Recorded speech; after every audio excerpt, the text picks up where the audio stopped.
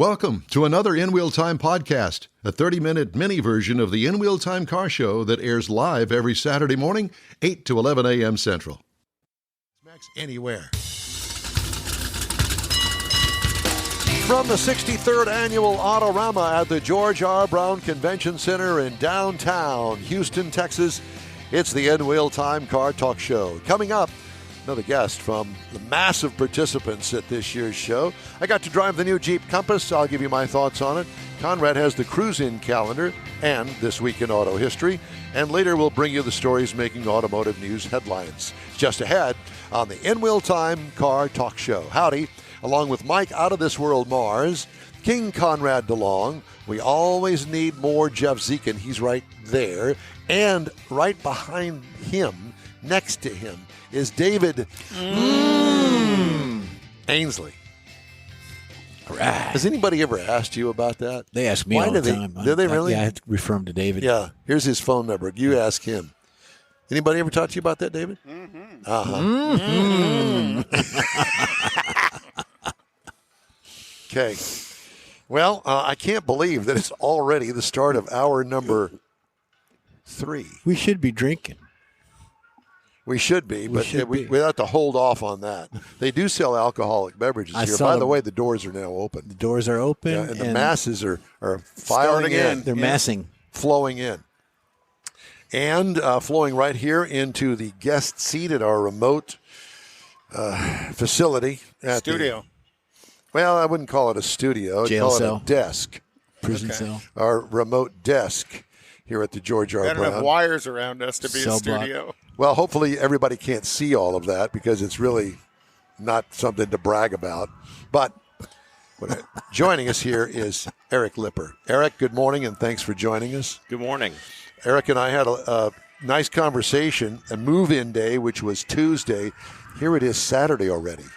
Well, it goes quick, doesn't it? Time flies when you're having a good time. Before you know it, we'll be pulling down all this stuff and hauling it out of here on Sunday night. Absolutely. That's the annual tradition. Yeah, it is. And it's kind of weird when that starts to happen because you work so hard to get here and then all of a sudden, poof, Everybody's it's done. looking at their clock going, when can I Get out of hook here. my battery up? Yeah, Yeah. exactly. And get back to my life again.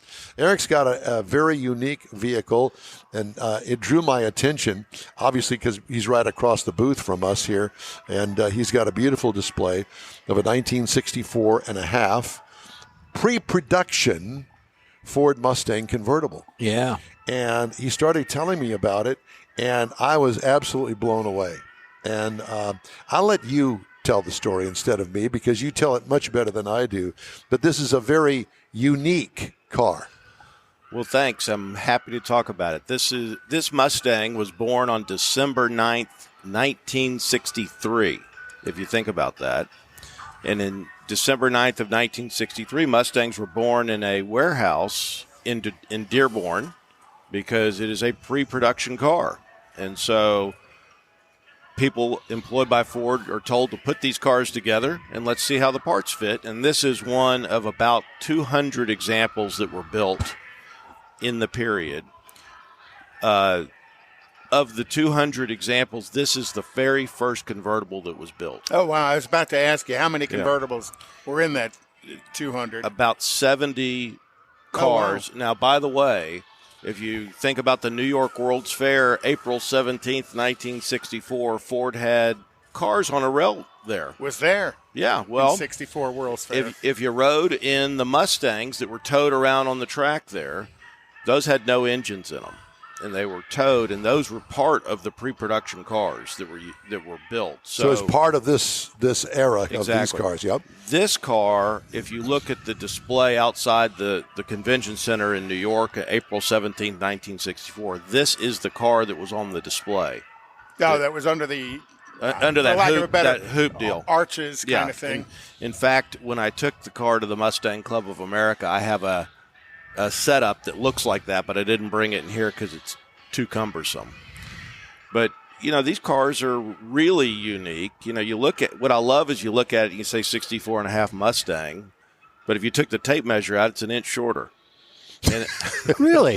it is. Because the door opening looks larger than a normal Mustang. Yeah, and the crazy part is you can't quite figure it out, but you can see a few visual cues when you look at it. Like if you look at the corners of the windshield pillars where they come down to the cowl, you'll see there's space between the dash pad and the windshield pillar, but you don't see that in the production car. That's the excess width that's in the car.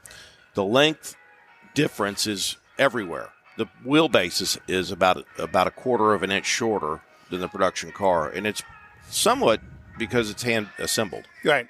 Yeah, pre-production stuff is all hand built. They do as best they can to make it visually look like the production car, but they're all hand built. And you'll see on this car, if you look at all the seams in it, they're all leaded in because this was also Ford's photography car. So if you go look at the door jambs and you go look at the 64.5 Mustang brochure, that car doesn't have spot welds in the door jamb because it's this car. That's not how they were in fact produced. Wow. Oh, wow. That's why the door jambs, the trunk lip looks a whole lot cleaner in this car. Probably the neatest thing about this car being pre-production is if you got under it and saw how different it is than the production car. Because give me some examples. Well, when they put the car together, they didn't realize how much clearance they needed for turning, so there's torch marks in the bottom of this car where they cut out some of the metal so the wheels wouldn't hit the I call it a subframe, it's a unibody, but where it would hit the unibody. But the single neatest thing on this car and why it's so historically significant is if you put your hands inside the inner wheelhouses of that car, they're all beat up. And this is documented. When they built the car, they welded in coupe wheelhouses into the car, and then they put the convertible top on it and it wouldn't go down. And so they said, we can fix that. And they just beat it up and flattened Get in there with a hammer and make space. So, in fact, there's an engineering drawing in Ford where they re-engineered to now say, we better make a convertible wheelhouse. And this car is the drawing that they use to show how to modify it. The other thing that you were showing me with the top was up is the bows in the convertible top are flat. Yeah, looks like a Jeep top. Yeah, sort of, and because they just hadn't engineered it. There's a lot of things that missed. If you look, there's no mirror on the driver's door. Yeah, well, I noticed that. Don pointed that out this morning. Yeah, they hadn't engineered it. The seats don't move in this car. They're bolted. Not uncommon with show cars. Right, they're bolted to the floor. The earliest of the Mustangs, this one included, the first digit on the AM radio is a 6 because the radio was built before the FCC released the 5s in the AM dial in 64. So if you get a super early Mustang, they'll have that, but they're a handful of cars that have that radio in them. How did you get it? So I've got some other Mustangs. My wife says I can't talk about those, but knew a guy in. And have you ever listened to her before? Or? The best thing was when we got married 35 years ago, she said, honey, you can keep collecting cars as long as I don't have to go to work. And I said, great marriage. Fair trade. Yeah. Absolutely, great marriage. But I knew the guy that owned the car, Ed Bailey, and this car really is, of the pre-production cars, only about 25 have survived because about 175, surprise, surprise, were crushed. Ford said, get rid of them because they're not production. This car... They still do that today. Oh, sure. Oh, yeah. Right. Yeah. And so this car went out on photography after the New York World's Fair and toured kind of the Midwest of the United States and ended up in Ames, Iowa, at a Ford dealer in Ames, Iowa. Ford wrote the dealer and said, we're recalling the car, but they didn't come get it. And the car sat, and this car was sold brand new in 1967. It sat on the dealer floor until 67. He sold it, and it stayed in Ames, Iowa. Of all places. Oh, how unusual that he sold it, that there was an MSO on it that gave him the opportunity to sell. See, and I think it's a different time. The MSO is more of a modern. Yeah, modern deal. Yeah. Back then, you as a dealer just went and applied for a title from your state. Particularly if you've already had it for 2 years, 3 years. So the car gets sold, stays in the same family in Ames, Iowa, until Ed Bailey found the car. Ed bought it. It was then sent to a place called Buckeye Restorations, who specializes in early Mustang restoration. And that's why it's also billboarded as the most authentically restored one because it's done. The engine's in the original color of the Falcon engine, which was in the car. I mean, lots of little stuff. Nuances, that comes with it. This car is Mustang geek you can get, right? So did Bailey know what he was buying when he bought this car? Bailey knew he was buying a pre-production car because of the serial number on it. But he didn't know the history of it. Did the people who were selling it know what they were selling? No, they did not. They bought a new 64 and a half. Sounds like a deal to me. Right. Yeah, exactly. They just knew they'd had the car for a long time. It was just a Mustang to them. Yeah. In fact, this is serial number 140. They weren't built in VIN number order either. They were just because Ford put out 200 VINs and said build the cars, and they're done in a warehouse. Serial number 1, the actual serial number 1 was built after this car, was bought by a Pan Am pilot. And the Henry Ford Museum in about 2010 decided they wanted that car. And he did well. Is that the white one? Is that the white one that's in there? It is. Yeah. It's the white one. And that is VIN number 1. And Ford chased down that Pan Am pilot, got it back, and he had a nice return. So what is the value of something like this? Ooh, it could be, to the right guy, upper six-figure car. Could be. It's hard to tell, because like anything in these real weird, low production things, it's the right buyer on the right day. Yes.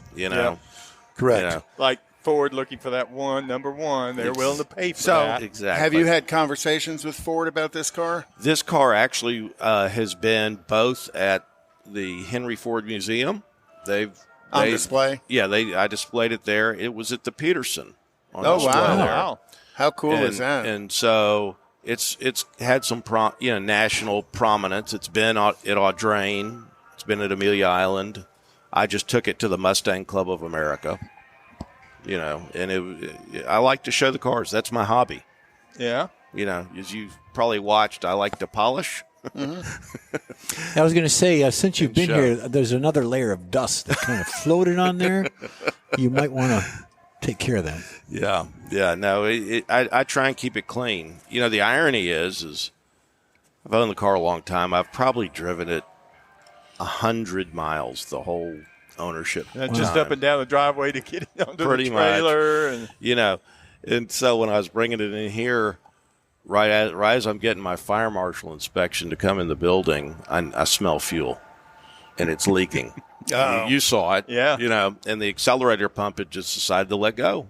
Wow. So I came in here yesterday and took the carburetor off and changed the accelerator pump, put it back on. Fix that. Yeah. A fuel leak when the fire marshal was about to inspect the car. Wasn't that How perfect? ironic. The car's going, na-na-na-na, boo-boo. Exactly. Hold my beer. Watch this. Exactly, yeah. I mean, only that would happen to me. That's cool. Yeah, and I love Mustangs. I've always had an affinity for them. I started my very first job was a car mechanic here at Russell Smith Ford. Oh, wow. And that's where I started out, and I did that for 76, 77, and I said, need to go to college. Pulling wrenches isn't as much fun when you got to do it for a living. Yeah, and I'm a pretty good wrencher, but I think I was better out letting other people do it. Yes. I know about that. Oh yeah. Yeah, but I just love. I have a bunch of Mustangs, and I just like Fords. Are you local? I am. I've Randy Weldon. Mm-hmm. Yeah, I'm born and raised here. I'm a Westbury High School grad. Oh my goodness! Where are you from here, Don? I graduated from Westbury High School also. See, but probably 20 years before you. What year were you? What year? 80. Okay, his was 1880. Pretty much, yeah. What year did you graduate, Don? 1970, thank you for asking. Well, because I grew up right off Hillcroft and Braeswood. Okay. Well, I was down the way. I'm over off of Luddington and Hillcroft. Yeah. Where'd you go to elementary? I went to Andy Anderson Elementary and Albert Sidney Johnston Junior High School. Johnston for me. Here's the crazy thing about Houston in that day. My brother and I are 18 months apart. He went to Coulter. Yep. I went to Elrod. He went to Fondren. I went to Johnston. He went to Bel Air. I went to Westbury. We lived in the same house with the same parents. No, they redrew the lines back then a lot. They didn't love you. No. Well, and they had this magnet school program by the time I went to high school where Bel Air became a foreign language school, and you could transfer. And I wanted to transfer on foreign language, and when they found out I was David Lipper's little brother, they said, pass. We've had that. We don't want it again. Do you mention that to him often? Or? Yeah, and it's crazy. He's, my brother, you'd think I would be the bad guy and he'd be the good guy, but he's a rabbi, so who knows? Well, they heard the language he was using. Yeah, when he told my grandmother he's going to be a rabbi, my grandmother said, I'm so disappointed. Yeah, your younger brother's going to be a car mechanic. That's a great idea. Yeah. Get Jim's attention. Hey, Jim. Jim. Tilly. Jim Tilly. Right there you go. Right there. Those are you guys. These two characters. Yeah, exactly. Yeah. So, we got off to Westbury High School and everything else, and I sat down here to talk about Mustangs. Is there anything else I can tell you guys about the car? Well, what options are on that car that were over and above the standard car? Well, interesting. So if you go look, it's got a Thunderbird power steering pump. So it has power steering. It has power brakes. But it does not have – usually you would get an electric top if you got a car loaded out like that. This car does not have an electric top because they hadn't figured it out yet. It does have radio was an option. And oddly enough, it's got a rally pack on it. And what was included in the rally pack? Well, in most Mustangs, you got the rally pack and the GT appearance package, which were the fog lights in the grille and the exhaust that came through the rear valence. But this car has the wheel covers or the wheels. Exactly. Yeah. This one has just the rally pack. One other thing about this car that makes it pretty unique is the wheel covers. If you look, they've got spinners on them. I saw that. That did not last in production because they decided that was dangerous. Knockoff wheels. Yeah, chariot races. You get into that against the Camaros or something. Yeah, I always wondered when you hit somebody and that knockoff hit them, how much more injured were they? Yeah, exactly. At least $1 million. Who's running that study in 1964? And now you look at the cars today, and they've got the wires that stick out 14 inches from the hub. Yeah, but that they took it off. They just made it flat Mustang, no spinner. We're fixing to run out of time, but you mentioned you had a couple of other Mustangs. Yes, sir. I have a Boss 9. Oh, wow. I have a 65, 6, 7, and 9 Shelbys. And the creme de la creme, and this will make you laugh, I have it was here a couple years ago. I have a 78 Mustang II King Cobra that is unrestored survivor. And, those cars all became melted down to drill pipe, right? Yeah. If unique is what you seek, that is one. And what's funny is this one never got left out in the sun, so the plastic is all good, and I just love the car because you pull up and people call it a Pinto, and I'm like, it is not. It's better than a Pinto. Yeah. It's not on fire. It says Mustang. Exactly. Well, and the King Cobra had the V8. It did. 157 horsepower, Yeehaw. 302. Yeah. Yeah, you Now they have 3 cylinders with more horsepower than that. The funny thing is if you get in it, you turn on the air conditioning, which oddly enough still works. I think it probably takes it down to about 120 horsepower. And then when you figure out the bad gearing they put in the car, it sucks the life out of it. Yeah. It's a Weezer. Yeah, I mean, my wife has your average Mercedes that would leave it in the dust. just leaves it in the dust. But it's fun. Eric, thanks so much for stopping by. Well, thanks so much for the great story. And if you're listening and are coming down to the show, it's right in front of the In Wheel Time booth here at the George R. Brown Convention Center in Autorama. Don't miss it. Congratulations on an awesome car. Thank you, guys. It's the one that's got all the dust on it. My fellow Westburian. Hook 'em. Yeah. All right, Eric. Thanks. Again, thank you. Time now for this hour's car review. Had a chance to drive the 2024 Jeep Compass. It comes in these trim levels: Sport, Latitude, Latitude Luxe, Limited, and Trailhawk. That's a lot. My review is on the Altitude 4x4. You notice that you didn't see or hear that in there. This is a new trim level that may replace the Latitude, but this is the Altitude. Some kind of tude. Yeah, it's an attitude, what it is. Small SUV, seats 5. This is part of the second generation model that was all new for 2017. Sharp-looking Jeep face with the 7-slot grille. Painted wheel opening moldings, which is different. Of course, this is an upper trim level. Lower side moldings as well are included in the paint. Two-tone roof rails adds a new upscale look to it. It has a very off-roady kind of look without the Trailhawk package. Trailhawk is upper tier all the way. Off-road. Off-road looking, yeah. Off-road looking stance is what it's got as well. Sharp. All trim level, shop all the trim levels and the pricing on all of those, because as you'll see when I tell you the price, the differences are significant. They are significant. So shop it, make sure that it's got the stuff on there that you really want. Now, as far as interior is concerned, extra large infotainment screen, the center dash. We like the two-tone materials on this trim level. Overall clean design. Passive phone charger underneath the center dash, which is good. I like it there. Get the phone out of the way. It charges. You forget about it. Then it's all right there if you need to have your phone in your hand. Cargo room, adequate, even with the second row seat up, which is different because usually in a small SUV like this, that second row takes up that area in there, what they call the cargo area. What I liked about it, the roominess, because it is a small SUV. It has a 2-liter turbocharged 4-cylinder engine that puts out 200 horsepower and 221 pound-feet of torque through an 8-speed automatic transmission. Tow rating is up to 1 ton. Not bad. Wow. 24 miles per gallon city is what it's rated, 32 on the highway for a combined of 27.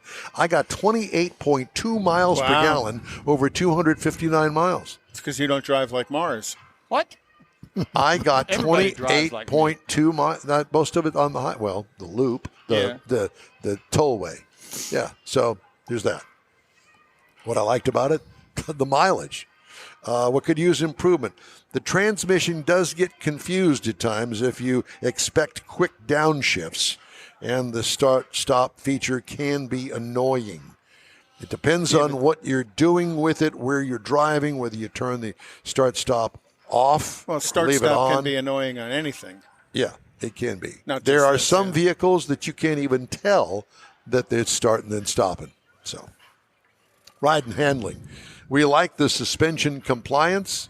What could use improvement? We don't think anything. Base trim price, $32,670. That's the base trim price. Price is tested, $41,905. Now remember, this is a more upscale trim level, so you're going to pay for that. It's got attitude. Yeah, it's got $9,000 bump on that. Base model price, you can get in one of these for $28,400 if you can find one or order it. Competitors include the Mazda CX-50. It starts at $30,300. The Honda CR-V goes for $29,500. And the Subaru Forester, I guess you could throw that in the mix as well because it's also a small SUV, for $27,095. And that is my review of the Jeep Compass Altitude 4x4. All right. Questions? No? Do you like it? Mars is looking at me with those loving eyes, and I'm not exactly Well, sure what eyes. that's about. No. I was just thinking about, I drove that vehicle also, and I thought it's very Jeep. It's Jeep when you. It's Jeepy. Yes, it is. Jeepy's a good way to put it. So It it's is. a firm ride? It's not necessarily a firm ride. I would not put it. It's an off. Look, Jeep is known for its off-roadiness. Mm-hmm. The brand is, but not all of the vehicles are off-roady built. Right. They're not all built for off-road. They might say they can do all-wheel drive or some. And they can something. They can do that. But people have the mindset. that Right, it's they like can't that. do Jeep. If you want an off-roader in the Jeep line, get the Wrangler. Mm-hmm. Body on frame. I mean, old school, but it's got all the modern stuff on it. Right. And so, I don't know. Now, this was a front-wheel drive, right? Yes. Okay. So, there you have it. All right, that's my review of the Jeep. Now, let's do the cruise-in calendar. If you don't mind, sir, next weekend is Craig's Chrome and Coffee out at the Avalon Diner on the Southwest Freeway. And as well as the car social at Gulf Coast Auto Show. That is a worth cruise-in coming as well, yes. Black Friday at Ruby's Barbecue was last night.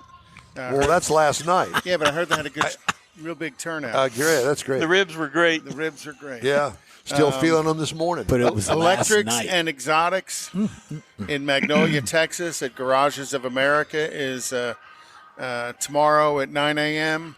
Also tomorrow at 10 a.m. is Rides and Coffee in Spring, Texas. The Grand Central Park Car Show is in Conroe at 3 p.m. tomorrow. Also at 4 p.m. tomorrow is the Umami Fest Eat Sleep Car Meet. Edamame. Edamame? Umami. You can buy Umami. edamame. You can buy that at the HEB. And 2 weeks ago, there was this car review that Yes, that's right. And one for Jeffrey is Cadillacs and Coffee at 1519 Fulton that Street. should have led the story. in Houston, and it's On Fulton? on Fulton. It's a Cadillac only cruising. And it starts at midnight. No, it starts at 8 a.m. Anything else? Rides and Coffee at the Oh, detail my. garage. I thought you were about Your to fall minute's asleep up. there for a minute. Okay, thank you. The In-Wheel Time Car Talk Show is available 24/7 through the iHeartRadio app. Just look for In-Wheel Time Car Talk. We also video stream on Facebook, YouTube, and InWheelTime.com. And podcasts are on over a dozen of your favorite A dozen? podcasts. Over a dozen. Oh, there's Probably more than that. 100. Yeah, there are. Now, what did you say, Barnes? I don't know. I lost my voice. What you said I'm something. looking at.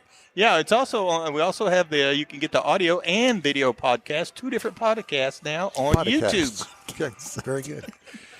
All right. Theoretically. Theoretically, I think it's time You for get us on to a take a break and podcast. fix our mouths. Hey, Podcast. right back here on the In-Wheel Time Car Talk Show. Houston's finest cars are invited to another Gulf Coast Auto Shield Car Social, Saturday, December 2nd, and you're invited too. Show off your personal pride and joy, or just stop in to see the likes of Lucid, Lamborghini, Porsche, Ferrari, and more. Gulf Coast Auto Shield is your one-stop shop for paint detailing, coatings, window tint, clear bras, and wheel repair. The Car Social is your opportunity to get a tour of this state-of-the-art facility located at 11275 South Sam Houston Parkway, just south of the Southwest Freeway. It all takes place Saturday, December 2nd, 9 to noon. This is the perfect opportunity to connect with other car enthusiasts. From BMWs to Bentleys, Corvettes to McLarens, the Car Social is a different kind of show. Talk to the owners. See Gulf Coast Auto Shield's facility. You'll be amazed. Put it on your calendar now. The Gulf Coast Auto Shield Car Social, Saturday, December 2nd, 9 to noon at 11275 South Sam Houston Parkway, just south of the Southwest Freeway. The In-Wheel Time Car Talk Show will be there too. We'll see you then. Hey, Houston! America's greatest hot rod tradition is back! Thanksgiving weekend! The O'Reilly Auto Parts Autorama! At the George R. Brown Convention Center. 4 action-packed days of hot rods, customs, classics, trucks, and performance cars. The ultimate lowrider showcase. Sponsored by Shorty's Hydraulics. See Lone Star Throwdown's Texas-sized truck spread. And don't miss the traditional rod and custom section. Friday, Saturday, and Sunday, see wild, high-flying freestyle motocross stunt shows. Shop the swap meet and women's world all weekend on the celebrity stage presented by Nick's Auto Repair and Classic Car Restoration. Friday, meet AEW Tag tag team superstars, the Lucha Bros. Saturday, it's Noel G. Hector from the Fast and Furious. Sunday, it's Lou Ferrigno, the original Incredible Hulk. The O'Reilly Auto Parts Autorama. This weekend at the George R. Brown Convention Center. Discount tickets at O'Reilly Auto Parts. Part of the Summer Racing Equipment Show Car Series. See Autorama.com for more info. The original group of Lupe Tortilla restaurants will have you telling your family and friends just what the original recipes mean when it comes to the best fajitas in Southeast Texas. Founder Stan Holt invites you to visit the original Lupe Tortilla near I-10 and Highway 6. Here's the original house that inspired the design of all the rest and the original charm that helped make Lupe Tortilla the go-to destination for Houston Tex-Mex. Speaking of original, nothing can compete with the original lime pepper marinade that everyone will agree makes Lupe Tortilla award-winning beef fajitas the best anywhere. Lupe Tortilla Katy is another location that gives you the same quality and service Houstonians have come to expect at Lupe's. It's located just off I-10 and the Grand Parkway at Kingsland Boulevard in Katy. Find yourself in Aggieland? Head to the Lupe Tortilla in College Station, located just around the corner from Kyle Field. It's a great place to enjoy those famous frozen margaritas before or after the game. Headed east to Louisiana, stop in at the Lupe Tortilla in Beaumont. It too's on I-10. You can't miss it. The original group of Lupe Tortilla restaurants invites you in for the best Tex-Mex anywhere. That's it for this podcast episode of the In Wheel Time Car Show. I'm Don Armstrong, inviting you to join us for our live show every Saturday morning, 8 to 11 a.m. Central on Facebook, YouTube, Twitch, and our InWheelTime.com website. Podcasts are available on Apple Podcasts.